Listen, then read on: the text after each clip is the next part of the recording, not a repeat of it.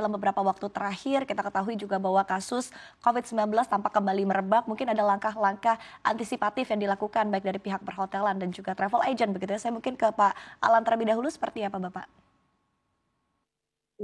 COVID memang belum ada tanda-tanda yang mengkhawatirkan ya dari masyarakat atau calon-calon traveler yang akan berlibur selama Nataru ini. Namun sekali lagi kita sudah mengalami atau belajar terkait masalah COVID ini sepanjang tahun 2020 sampai 2022. Tentu kita perhatikan sendiri perubahan karakter masyarakat juga untuk berada di area-area publik atau tempat-tempat keramaian itu sudah kita perhatikan bahwa mereka lebih mementingkan kesehatan mereka masing-masing, yaitu dengan menggunakan masker.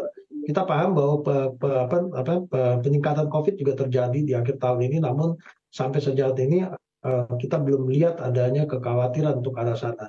Namun sekali lagi bahwa kalau dari sisi perhotelan itu sebenarnya kita untuk masalah higienitas dan masalah kesehatan dan seterusnya itu sudah merupakan bagian daripada services atau bagian juga daripada perizinan daripada hotel itu sendiri. Jadi sepanjang hotel itu sudah melaksanakan hal-hal yang terkait masalah perizinannya, seharusnya mereka sudah mengantisipasi masalah-masalah seperti ini, Mbak. Demikian, Mbak. Oke, baik. Dari Pak Budi sendiri, seperti apa mungkin langkah antisipatif yang bisa dilakukan dari pihak travel agent ya untuk melihat tadi ya bahwa kasus COVID-19 sudah mulai merangkak naik, harusnya ada antisipasi-antisipasi yang bisa dilakukan begitu ya oleh pihak travel agent sendiri. Seperti apa Pak Budi?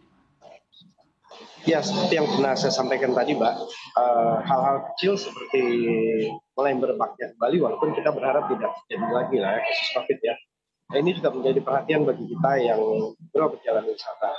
Kita selalu menyarankan kepada wisatawan untuk tetap melaksanakan prokes ya, terutama pada saat mereka di destinasi ya, atau saat mereka berada di tujuan.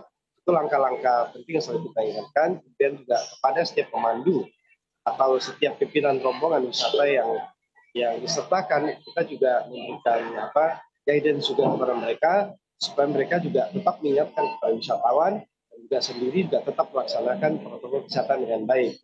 Nah, kalau terjadi misalnya tempat-tempat terlalu ramai dan sebagainya, tentu saja mungkin bisa dihindari ya, supaya tidak terlalu tidak perlu terjadi penumpukan wisatawan lagi. Jadi hal-hal terutama menyangkut prokes lah, itu yang selalu kita ingatkan. Terakhir begitu untuk Pak Alan dan juga Pak Budi, mungkin ekspektasi untuk industri perhotelan dan juga pariwisata di sepanjang tahun 2024 seperti apa? Karena kalau kita lihat 2023 sudah ada perbaikan yang cukup signifikan begitu dari masa pandemi, dan mungkin ekspektasinya untuk di tahun 2024 seperti apa? Pak Alan terlebih dahulu silakan. Jadi begini, kalau kita mengevaluasi di tahun 2024, kalau dari perspektif atau kacamata dari perhotelan, kita melihat memang secara okupansi mungkin kalau dibaca datanya sudah bisa dikatakan recovery ya, jika dibandingkan data di tahun 2019. Namun kenyataannya dari sisi, kalau dilihat dari sisi pendapatan, sebenarnya belum terjadi recovery, masih jauh, karena pendapatan atau average room rate-nya itu masih drop 25% dibanding kalau kita bandingkan di tahun 2019. Nah, hal ini kenapa terjadi? Kalau kita lihat lagi, itu tadi kita membaca okupansi secara nasional. Namun kalau kita perhatikan di masing-masing provinsi, sebenarnya yang terjadi recovery okupansi itu baru mungkin sekitar 9 atau 10 provinsi dari seluruh Indonesia. Jadi belum ada 50%-nya. Kenapa begitu? Karena kita kalau melihat dari kontribusi okupansi, penopang terbesar adalah dari kegiatan pemerintah. Kalau kita baca dari data hotel itu sendiri. Nah, sementara pemerintah fokus ke kegiatan-kegiatan program yang mungkin di Kalimantan, itu Kalimantan menjadi nomor satu. Kemudian yang kedua, Pulau Jawa yang memiliki infrastruktur yang cukup baik, dan transportasinya juga banyak pilihan, tentu akan memenangkan bagian yang juara keduanya daripada Kalimantan. Kenapa begitu? Karena kita perhatikan bahwa bagian terpenting yang tidak kalah penting adalah untuk pergerakan itu adalah transportasi udara, karena kita negara kepulauan. Sementara transportasi darat tersebut belum kembali seat capacity atau jumlah penerbangan, sehingga ini akan mempengaruhi penerbangan yang justru jarak tempuhnya kalau jalur darat di atas 6 jam. Demikian, Mbak. Oke, baik. Tadi artinya memang ekspektasinya adalah pemulihan ini bisa dilakukan secara serentak begitu ya untuk seluruh wilayah Indonesia. Dan tadi dengan salah satu caranya adalah dengan peningkatan konsumsi dari pemerintah begitu ya Pak Alan.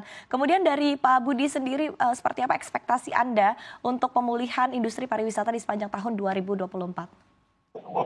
Ya, 2024 ini sebenarnya menjadi tahun yang challenge juga buat kita ya. Seperti kita tahu tahun 2024 banyak sekali kegiatan politik ya, hampir sepanjang tahun.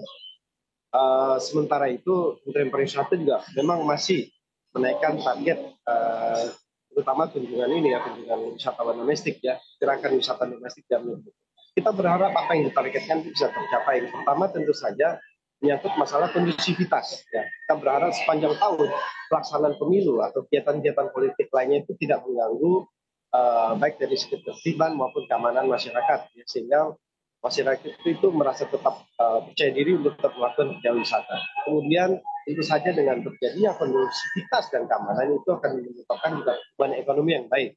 Nah, dengan pertumbuhan ekonomi yang baik, kita berharap kegiatan wisata oleh masyarakat juga akan tetap berjalan dengan baik. Bahkan terjadi peningkatan itu yang kita harapkan ya. Tentu saja bukan pemerintah seperti saya Pak Alan tadi dengan banyak membelanjakan kegiatan wisata itu juga menjadi satu dorongan juga. Tapi yang paling penting menurut saya adalah masalah sekali lagi kondusivitas dan masalah keamanan di sepanjang tahun 2024 ini.